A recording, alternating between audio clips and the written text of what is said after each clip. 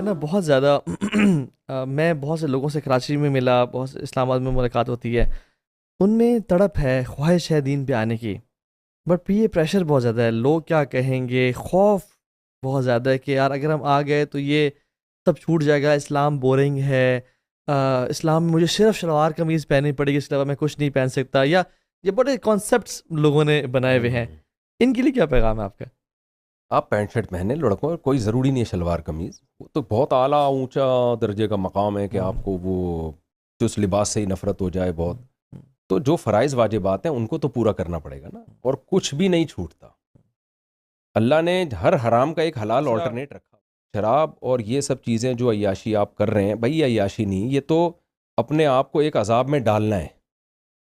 اکثر میں ایک قصہ سناتا ہوں. ہمارے ایک ریلیٹیو جرمنی میں پنجاب میں کسی کی ویڈیو دکھا رہے تھے کہ کزن میرج پہ لڑکے لڑکیاں ناچ رہے ہیں. تو گورے نے بولا کہ انہوں نے شراب پی ہوئی ہے؟ اس نے کہا نہیں. کہا یار یہ شراب پیے بغیر اتنا انجوائے کیسے کر رہے ہیں؟ تو میں نے اس لڑکے سے کہا آئندہ اس گورے سے ملاقات ہو نا تو اس سے کہنا کہ یہ شراب پیے بغیر انجوائے کر رہے ہیں، لیکن انجوائمنٹ کے لیے ان کو ناچنے کی ضرورت ہے. اس گورے سے کہنا ہمارے یہاں ایسا طبقہ ہے جو ناچے بغیر بھی لائف کو انجوائے کرتا ہے.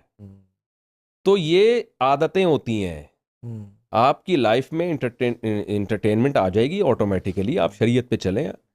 یہ تو لت پڑی ہوئی ہے، یہ نشہ ہے. ناچنا گانا اور شراب وراب یہ نشہ ہے.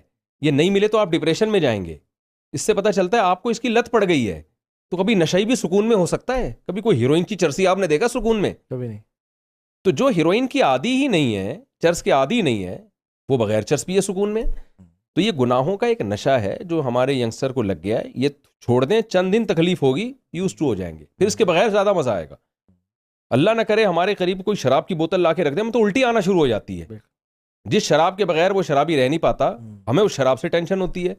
تو مائنڈ چینج ہو گیا نا. تو جب آپ یہ عیاشی، حرام عیاشیاں چھوڑ دیں گے تو آپ کو عیاشی کے بغیر زیادہ سکون آئے گا. نماز کی ٹینشن زیادہ نوجوانوں کو ہوتی ہے، یار کون نیند قربان کر کے فجر پڑھے. آپ قربان کر کے پڑھ کے تو دیکھیں نا، پڑھنے کے بعد کیسا سکون ملتا ہے، بہت مزہ آتا ہے انسان کو. روزے کی ٹینشن کیا ہے؟ 2-3 دن ٹینشن ہوتی ہے رمضان کی، اس کے بعد عادی ہو جاتا ہے. افطار میں کم مزہ آتا ہے، افطار کا مزہ بھی تو اسی کو ہے نا جو روزہ رکھتا ہے. تو بھوک کی ایک ٹینشن ہے روزے میں، وہ افطار میں اس کا آلٹرنیٹ ہمیں مل جاتا ہے، یعنی لذت بھی پھر افطار کی بڑھ جاتی ہے. تو آپ حرام کو جب چھوڑیں گے نا تو حلال میں اللہ اس لذت کو بڑھا دیتا ہے. تو نوجوانوں کو یہ سمجھنا چاہیے کہ کچھ دن قربانی دینی پڑے گی آپ کو، نماز کی اور نظر کی حفاظت کی اور شراب چھوڑنے کی اور نشہ چھوڑنے کی. اس کے بعد آپ ہی لائف کو انجوائے کرو گے. ہم نے علماء ہی کو خوش دیکھا ہے، علماء کے علاوہ تو مجھے یا دین جو علماء سے تعلق رکھتے ہیں، ورنہ مجھے کوئی خوش نظر نہیں آیا آج تک.